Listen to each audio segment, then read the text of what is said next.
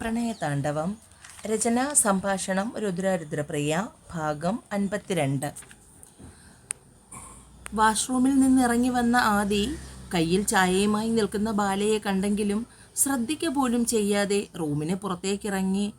പെട്ടെന്ന് ബാല അവൻ്റെ കയ്യിൽ പിടുത്തമിട്ടു. ഇത് അച്ചുവേട്ടന് കൊണ്ടുവന്നതാണ്. ചായക്കപ്പ് അവന് നേരെ നീട്ടി. ഇക്കുറി ചായ ഗ്ലാസ് കയ്യിൽ വാങ്ങാതിരിക്കാൻ ആദിക്ക് കഴിഞ്ഞില്ല. കാരണം വല്ലപ്പോഴും മാത്രമേ ആ നാവിൽ നിന്ന് അച്ചുവേട്ടൻ എന്ന വിളിയുള്ളൂ. എങ്കിലും മുഖഭാവത്തിന് പ്രത്യേക അയവൊന്നും വരുത്തിയില്ല. ചായയുമായി ബാൽക്കണിയിലെ ദിവാൻ കോട്ടിലിരുന്നു. ആദി പിണക്കമാണെന്ന് ബാലയ്ക്ക് മനസ്സിലായി. അതുകൊണ്ടാണ് തന്നോട് മിണ്ടാത്തത്. ഇന്നലെ അത്രയൊക്കെ പറഞ്ഞത് വിഷമമായി കാണും. തെറ്റ് തൻ്റെ ഭാഗത്താണ്. അവൾ ആദിയുടെ അടുത്തിരുന്നു. ആദി എഴുന്നേൽക്കാൻ തുടങ്ങിയതും അവൻ്റെ തോളിൽ മുഖം ചേർത്ത് വെച്ചു. സോറി, ഇന്നലെ അങ്ങനെയൊന്നും പറയണമെന്ന് കരുതിയതല്ല. പക്ഷെ അറിയാതെ പറഞ്ഞു പോയതാണ്. എനിക്ക് എന്ത് ചെയ്യണമെന്നറിയില്ല അച്ചുവേട്ടാ. ഉണ്ണിക്കുട്ടനെ നമുക്ക് ഹോസ്റ്റലിൽ നിർത്താം. അവൻ അവിടെ കൂട്ടുകാരോടൊപ്പം സമാധാനത്തിൽ നിൽക്കട്ടെ. അവധിക്ക് ഇവിടെ നിർത്താം. അവൾ പറയുന്നതെല്ലാം കേട്ടുകൊണ്ട് ആദ്യം ഒരക്ഷരം പോലും മിണ്ടാതിരുന്നു. പിണക്കമാണോ അച്ചുവേട്ടാ? ഞാൻ സോറി പറഞ്ഞില്ലേ? അവൻ്റെ മുഖം തൻ്റെ നേർക്ക് തിരിച്ചു പിടിച്ചു ബാല. അത്രയും അടുത്ത ആദിയെ ആദ്യമായിട്ടാണ് അവൾ കാണുന്നത്. നീണ്ട നെറ്റിയും കുഞ്ഞി കണ്ണുകളും കട്ടിയുള്ള കൺപീലിയും. നീണ്ട മൂക്കുമാണ് ആദിക്ക്. കട്ടി മീശയും ചുവന്നു തുടുത്ത ചുണ്ടും. അവളുടെ കണ്ണ് അവൻ്റെ മുഖമാകെ ഓടി നടന്നു. ആദിയും കാണുന്നുണ്ടായിരുന്നു ബാലയെ. പക്ഷേ ഇപ്പോഴത്തെ പെണ്ണിൻ്റെ കൗതുകം നിറഞ്ഞ നോട്ടം അവനും ഇഷ്ടമായി. കുറച്ച് സമയമായിട്ടും തന്നെ സ്കാൻ ചെയ്യുന്നവളെ നോക്കിയിരുന്നു. പെണ്ണ് നോട്ടം മാറ്റുന്നില്ല. വലിയ ആലോചനയിലാണ്. ആദി അവളുടെ മുഖത്തേക്ക് ഊതി. ബാല ഞെട്ടലോടെ പിടച്ചുകൊണ്ട് അവനിൽ നിന്നുള്ള നോട്ടം മാറ്റി. ആദിക്ക് അവളുടെ മുഖഭാവം കണ്ടപ്പോൾ ചിരി വരുന്നുണ്ടായിരുന്നു. നോക്കിക്കഴിഞ്ഞോ?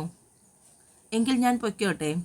അവളുടെ കുനിച്ചു പിടിച്ച മുഖത്തേക്ക് തൻ്റെ മുഖം താഴ്ത്തിക്കൊണ്ട് ആദി ചോദിച്ചു.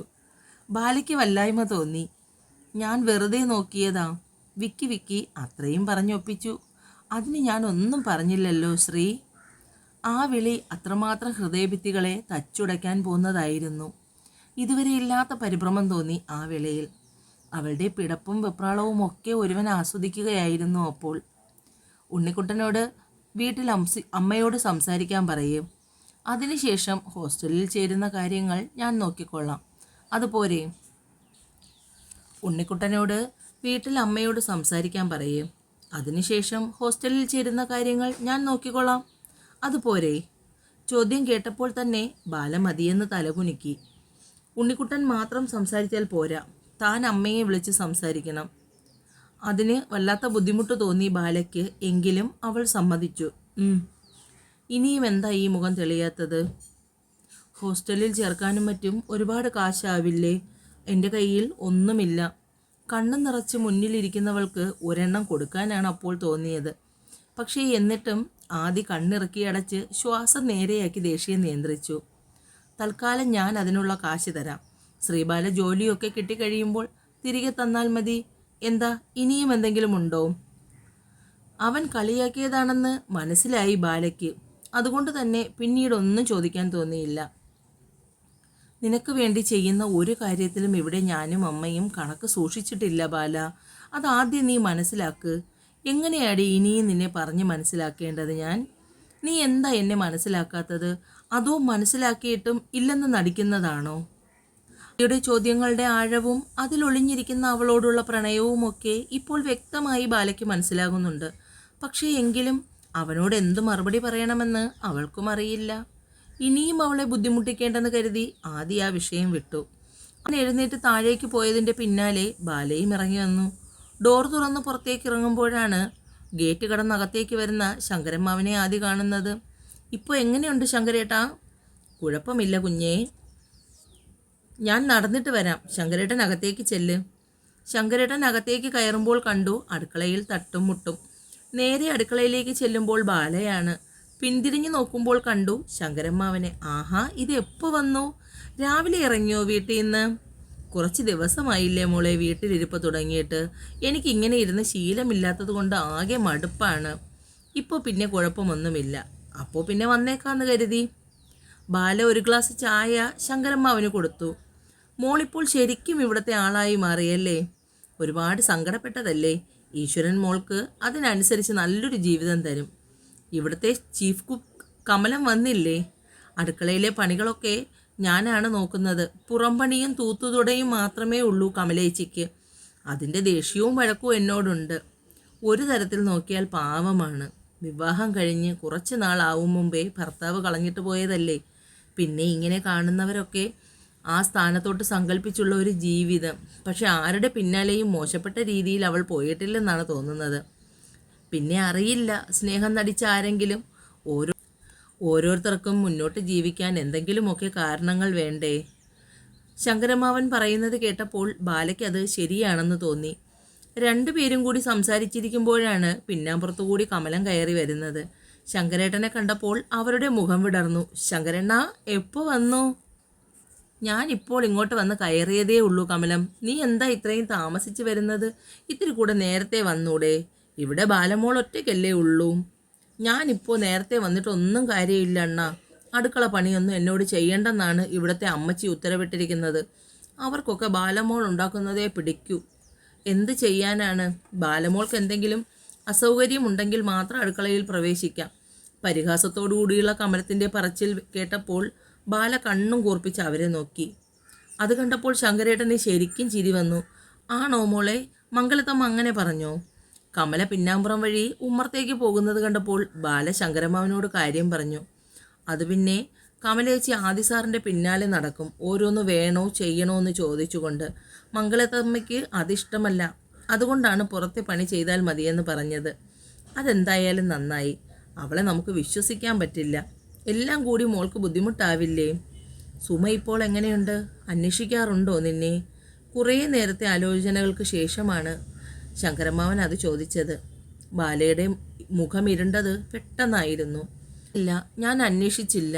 പറയുമ്പോൾ വിതുമ്പൽ വന്ന് കരയാതിരിക്കാൻ ചുണ്ടു കൂട്ടിപ്പിടിച്ചു. എന്നിട്ടും കണ്ണുകൾ കുതിച്ചു ചാടി. ശങ്കരമാവനിൽ നിന്നും നിറഞ്ഞ കണ്ണുകൾ ഒളിപ്പിക്കാൻ അവർ ശ്രമിച്ചെങ്കിലും പരാജയപ്പെട്ടു പോയി. അയ്യേ, കരയുവാണോ? മോശം. തോൽക്കാതിരിക്കാൻ വേണ്ടിയല്ലേ നീ പിടിച്ചു നിൽക്കുന്നത്? അപ്പോൾ കരയരുത്. കരഞ്ഞാൽ തോറ്റുപോകും. ശങ്കരമാവൻ അവളെ ആശ്വസിപ്പിച്ചു.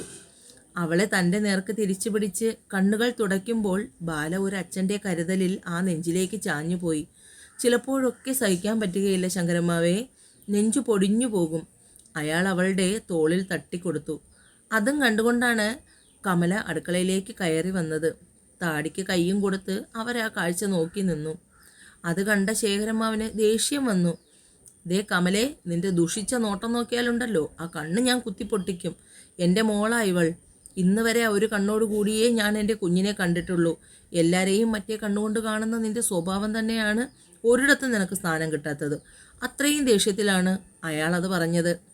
അല്പം മുമ്പ് കമലത്തിനോട് തോന്നിയ സഹതാപം പോലും ആ നിമിഷം ശങ്കരമാവൻ കാറ്റിപ്പറത്തിയിരുന്നു. അപ്പോഴേക്കും ഉണ്ണിക്കുട്ടൻ ഉറക്കമെഴുന്നേറ്റ് അടുക്കളയിലേക്ക് വന്നു. ആ, ഇവനിവിടെ ഉണ്ടായിരുന്നോ? എന്നിട്ട് നീ പറഞ്ഞില്ലല്ലോ? ഉണ്ണിക്കുട്ടൻ്റെ തലയിൽ തലോടിക്കൊണ്ട് ശങ്കരമാവൻ ചോദിച്ചു. ഇന്നലെ എന്നെ കാണുന്നതിന് വേണ്ടി രാവിലെ വന്നതാണ്. പിന്നെ ഞാൻ പോകാൻ സമ്മതിച്ചില്ല. അവനുള്ള ചായ എടുത്ത് കയ്യിലേക്ക് വെച്ചു കൊടുത്തു ബാല. ചായ കുടിച്ചു കഴിഞ്ഞ് വേഗം റെഡിയാവ്, നമുക്ക് വീട് വരെ പോവാം. എന്താ മോളെ, എന്താ എത്ര അത്യാവശ്യം? അവൻ വീട്ടിൽ നിൽക്കാൻ പറ്റില്ലെന്ന് പറയുന്നു ശങ്കരമാവ. പഴയ പോലെ അല്ല. അമ്മ അവൻ്റെ കാര്യങ്ങളൊന്നും ശ്രദ്ധിക്കുന്നില്ല. അവന് വീട്ടിൽ പറ്റുന്നില്ലെന്ന്. അതുകൊണ്ട് അവനെ സ്കൂളിനടുത്തുള്ള ഹോസ്റ്റലിലേക്ക് നിർത്താമെന്ന് കരുതി. ഹോസ്റ്റലിൽ നിർത്തുന്ന കാര്യം പറഞ്ഞപ്പോൾ ഉണ്ണിക്കുട്ടൻ്റെ മുഖവും വിടർന്നു. കുഞ്ഞല്ലേ മോളെ, അവന് ചുറ്റും നടക്കുന്ന കാര്യങ്ങളൊന്നും ചിലപ്പോൾ ഉൾക്കൊള്ളാൻ പറ്റുന്നുണ്ടാവില്ല. ബാല അതിന് മറുപടി ഒന്നും പറയാതെ ചെയ്തുകൊണ്ടിരുന്ന ജോലികളിലേക്ക് നീങ്ങി. ആഹാരം കഴിച്ചുകൊണ്ടിരിക്കുമ്പോൾ എല്ലാവർക്കും ഒപ്പം ഉണ്ണിക്കുട്ടനും ഇരുന്നു. മംഗലത്തമ്മ റൂമിലേക്ക് പോയപ്പോൾ ഉണ്ണിക്കുട്ടൻ മോനൂട്ടനെയും എടുത്തുകൊണ്ട് കളിക്കാനിരുന്നു. പറമ്പിൽ തേങ്ങയിടിയിക്കാൻ വന്ന ആൾക്കാർക്ക് നിർദ്ദേശം കൊടുക്കുന്നതിനായി ശങ്കരമാവനും പോയപ്പോൾ ബാല മുകളിലേക്ക് പോയി. ഓഫീസിൽ പോകാൻ റെഡിയായി ആദ്യം ഇറങ്ങുമ്പോഴാണ് ബാല അകത്തേക്ക് ചെന്നത്. അവളുടെ പരിഭ്രമത്തിൽ നിന്ന് തന്നെ കാര്യമായി എന്തോ തന്നോട് പറയാനുണ്ടെന്ന് ആദിക്ക് മനസ്സിലായി. തോളിൽ പിടിച്ച് അവളെ കട്ടിലിൽ കൊണ്ടിരുത്തി. ഇടാനുള്ള ഷൂവും സോക്സും എടുത്ത് ഇടുന്നതിനിടയിൽ അവളോട് സംസാരിച്ചു. എന്തു പറയാനാണ് വന്നതെന്ന് വെച്ചാൽ വേഗം പറഞ്ഞോ. ഉണ്ണിക്കുട്ടനെ ഹോസ്റ്റലിൽ നിർത്താം സാർ. ഒടുവിൽ മടിച്ച് അത്രയും പറഞ്ഞു. ഓക്കെ, ശരി. ഇനി അടുത്തത് വീട്ടിൽ പോയി അമ്മയോട് സംസാരിക്കണം, പിന്നെ അവൻ്റെ സാധനങ്ങളും എടുക്കണം. അത് പറഞ്ഞപ്പോൾ ആദി മുഖമുയർത്തി അവളെ നോക്കി. വീട്ടിൽ പോകണമെന്ന് നിർബന്ധമാണോ ബാല? ഫോൺ ചെയ്ത് പറഞ്ഞാൽ പോരെ? അവളെ അവിടെ അയക്കുന്നതിന് ആദിക്ക് ഒട്ടും ഇഷ്ടമില്ലായിരുന്നു. ഫോൺ വിളിച്ച് പറഞ്ഞാൽ ശരിയാകില്ല, നേരിട്ട് പോയി കണ്ട് സംസാരിക്കണം. പക്ഷേ ഒരു കാര്യം, വേഗം അവിടെ പോയി കാര്യം പറഞ്ഞ് ഉണ്ണിക്കുട്ടനെയും കൂട്ടി ഇങ്ങ് വന്നേക്കണം. അതോ ഞാൻ കൂടെ വരണോ? അവനും കൂടി വന്നെങ്കിൽ കൊള്ളാമായിരുന്നു എന്നുണ്ടെങ്കിലും അത്യാവശ്യമായി ഓഫീസിൽ പോകാൻ ഇറങ്ങുന്നവനോട് വരണമെന്ന് പറയാൻ കഴിഞ്ഞില്ല. വേണ്ട, ഞാൻ ഉണ്ണിക്കുട്ടനെയും കൂട്ടി പൊക്കോളാം. എന്തായാലും രാവിലെ പോകില്ലല്ലോ, ഉച്ചയ്ക്ക് ഞാൻ വരട്ടെ, അതിനുശേഷം നമുക്ക് ഒരുമിച്ച് പോകാം. ആദി അത് പറയുമ്പോൾ ബാലയുടെ മുഖം വിടർന്നത് ആദി ശ്രദ്ധിച്ചു. സാറിന് ബുദ്ധിമുട്ടാവില്ലേ? വിടർന്ന കണ്ണുകളോടുകൂടി അവൾ ചോദിച്ചു. ഉവ്വല്ലോ, ഒരുപാട് ബുദ്ധിമുട്ടാണ്. പക്ഷേ ഈ ബുദ്ധിമുട്ട് എനിക്ക് ഇഷ്ടമാണ്. അവളുടെ ഇരു തോളിലും കൈകൾ ചേർത്ത് കഴുത്തിലൂടെ പിടിച്ചുകൊണ്ട്. ഉവ്വല്ലോ, ഒരുപാട് ബുദ്ധിമുട്ടാണ്. പക്ഷേ ഈ ബുദ്ധിമുട്ട് എനിക്കിഷ്ടമാണ്. അവളുടെ ഇരു തോളിലും കൈ ചേർത്ത് കഴുത്തിന് പിന്നിലൂടെ പിടിച്ചുകൊണ്ട് ആദി പറഞ്ഞു. അവൻ്റെ നെറ്റി അവളുടെ നെറ്റിയിൽ മുട്ടിച്ചു വെച്ചു. ആദ്യമായാണ് ആദിയിൽ നിന്നും അങ്ങനെ ഒരു നീക്കം. ബാലയ്ക്ക് അകന്നു മാറണമെന്ന് തോന്നി. പക്ഷേ അവൻ്റെ കണ്ണുകളിൽ നിന്നും നോട്ടം പറിച്ചു മാറ്റാൻ കഴിഞ്ഞില്ല. അവൻ്റെ ശ്വാസം അവളുടെ മുഖത്തേക്ക് തട്ടുമ്പോൾ അവൻ്റെ കവിളുകൾ അവളുടെ കവിളിൽ ഉരസി മാറി. പെണ്ണാകെ കിളിപാറി നിൽക്കുകയാണ്. എന്നാൽ ഞാൻ ഇറങ്ങട്ടെ? കിളിപാറി നിൽക്കുന്ന പെണ്ണിൻ്റെ മുഖം കണ്ടപ്പോൾ ആദിക്ക് ചിരി വന്നു. ലാപ്പുമെടുത്ത് റൂമിൽ നിന്ന് ഇറങ്ങുമ്പോൾ തന്നെ നോക്കി നിൽക്കുന്ന അവളെ കണ്ട് കണ്ണ് ചിമ്മി. ബാലയുടെ ചുണ്ടിലും അപ്പോൾ അതിമനോഹരമായ പുഞ്ചിരി വിരിഞ്ഞു. തുടരും രുദ്ര രുദ്രപ്രിയ.